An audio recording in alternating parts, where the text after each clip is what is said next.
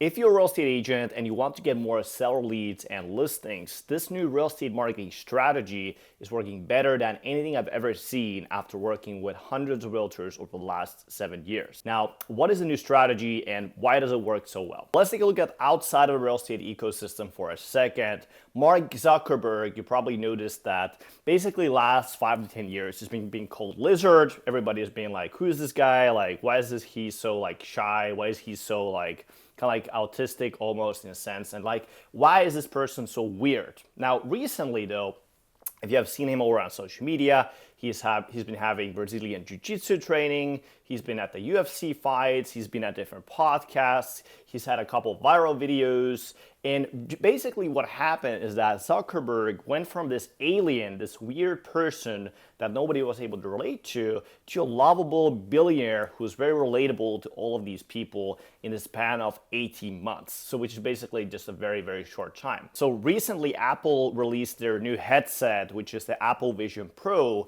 and Zuckerberg decided to film a video in his living room on his cell phone, and that actually resonated better with the audiences of social media than any highly produced TV interview, any highly produced ad would ever have. Now, let's keep in mind that this guy is a billionaire. He's the owner of Facebook. He's the owner of Meta platforms. He is the guy that gets all of your money when you're on your real estate ads, right? Like, he is the guy that has all this money, but he's using a phone literally to record a video. So this points into an increasingly important trend when it comes down to marketing in 2024. And this is especially true for real estate agents. And that trend is strategic personal branding. And we can really see this trend that it's basically more of an exception for a company not to leverage personal branding than it is to leverage personal branding. All the companies that are successful right now, they're really winning in the marketplace, are basically using this strategy. You can look at Elon Musk with Tesla, with SpaceX.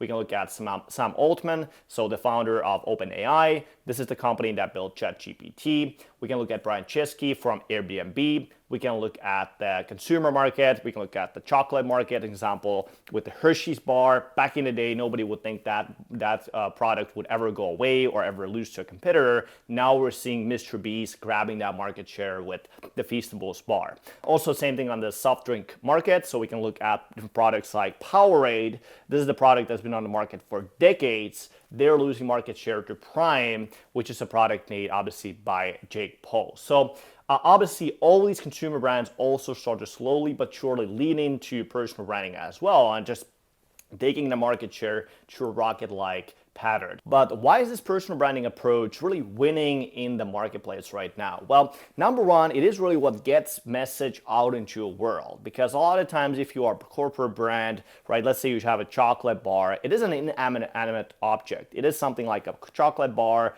or it's just an object. So it's very, very difficult to get a lot of people to kind of see that. So when you have a personal brand, people will pay attention because they want to hear from the founder. They want to hear the latest kind of things going on, and also what gets views, it's also what gets the attention in the marketplace. Now, it also builds a direct relationship between the brand and between the people, because a lot of the times the biggest issue is when you look at different things online, right, and try to see different things, it really doesn't have any sort of, relatability or any sort of actual humanity in it. When you have a big corporate brand around cars and you just see cars driving around, right, it's not really something that's going to build a relationship between you and that brand. So here, when there is a personal brand, it allows people to have a human on the other end, again, build that relationship. And it also what makes people feel connected to a brand, because they can, again, relate to a person, they can relate to the company a lot better. So for you as a realtor, obviously our goal here very likely is not for you to become this globally recognized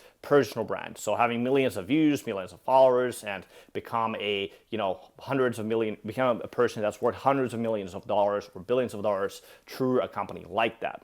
For you, all it takes to build your business through personal branding is a brand that has at least few thousand, at least let's say a few hundred even local people feel connected to you and really think that, hey, this realtor is insanely good. I want to work with this real estate agent. They seem like a really good person. Or if somebody else else I know is needing a real estate agent, I'm going to refer this realtor just because they're so good.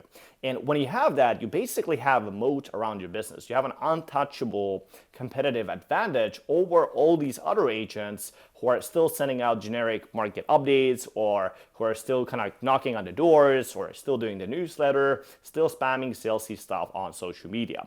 So with the way the marketplace is going right now and all the industry changes that people are seeing, building a personal brand is more important than ever. So what you should be doing to build your personal brand as a realtor? Well, there's really 3 steps you can take right now today. So after watching this video, you'll be able to implement these straight away. The first step is to stop posting the opposite of personal branding, which is automated content, templated content, and generic emails and social media posts. You are very likely currently posting. Most real estate agents are usually posting these. So let's be real. At the end of the day, when we look at the situation right now, with all the noise going on, with all those things going on, right, we become really information rich. We have a lot of information available at our hands, even too much information, but we are time poor.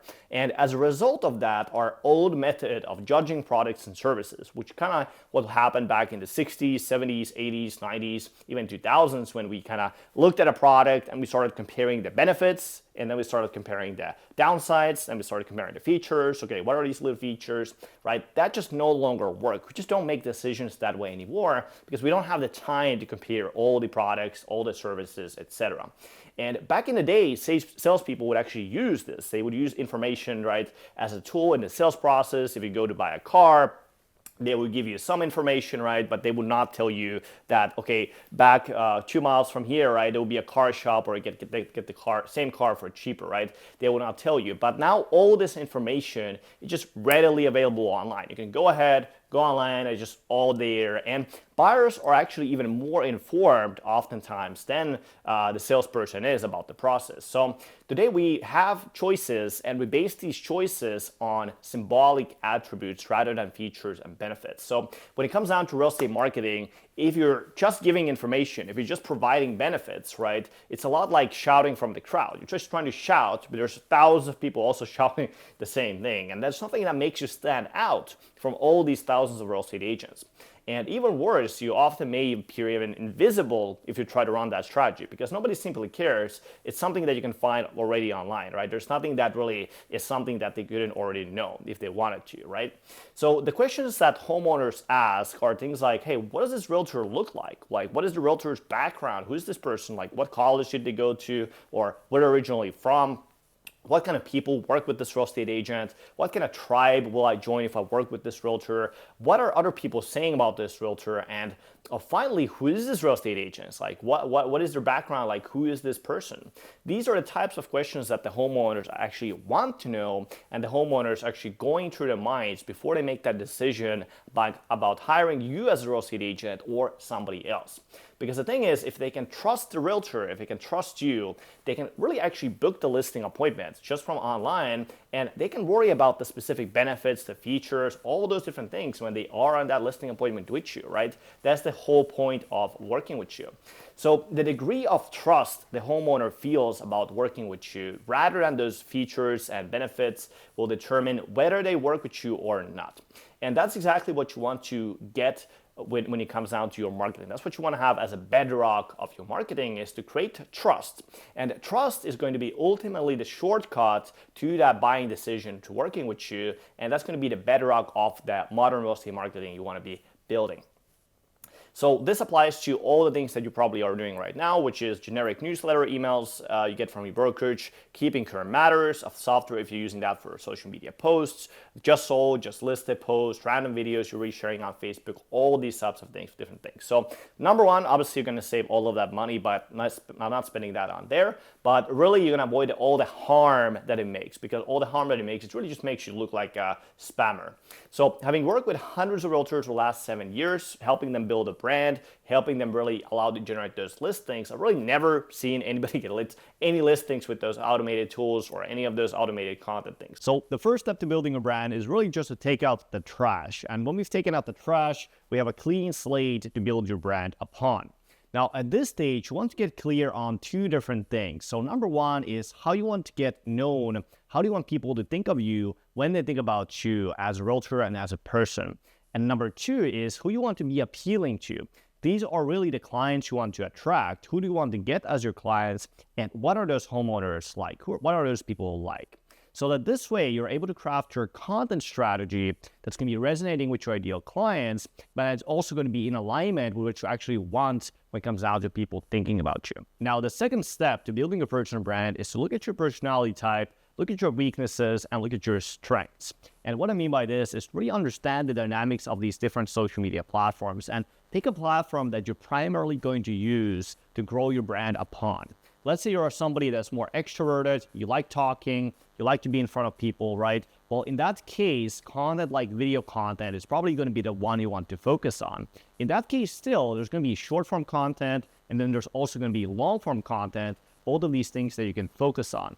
Now, if you are more introverted, you like writing more, but you're good at it, right? You like writing, and then you also like taking pictures. Well, in that case, more text and picture-based platform will work better. Obviously, there's a lot of different other platforms, a lot of different other strategies. So pick a platform that really plays into your strengths and allows you to easily reach your ideal clients. So a lot of people tend to think that, hey, I have to buy all of these tools. I have to build my website. I have to do all this complicated tech. But at the end of the day, what it just comes down to is building relationships. And for that, you really don't need to have all of that fancy different things.